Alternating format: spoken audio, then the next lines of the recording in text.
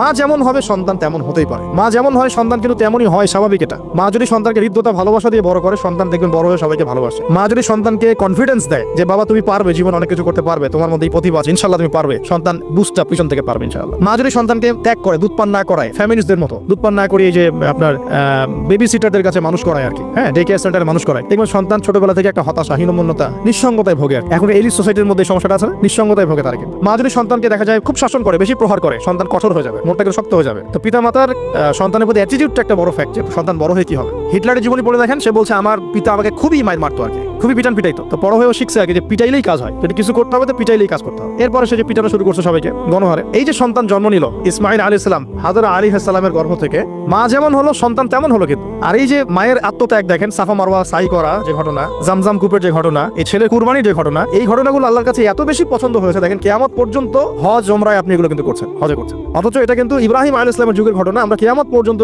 এই ঘটনাগুলো ফলো করছি আর কি। আর এমন কোনো ধর্ম নাই যে ধর্মে ইব্রাহিম আলাইহিস সালামকে গালি দেওয়া হচ্ছে। জিউসরা ইব্রাহিম আলাইহিস সালামকে সম্মান করে।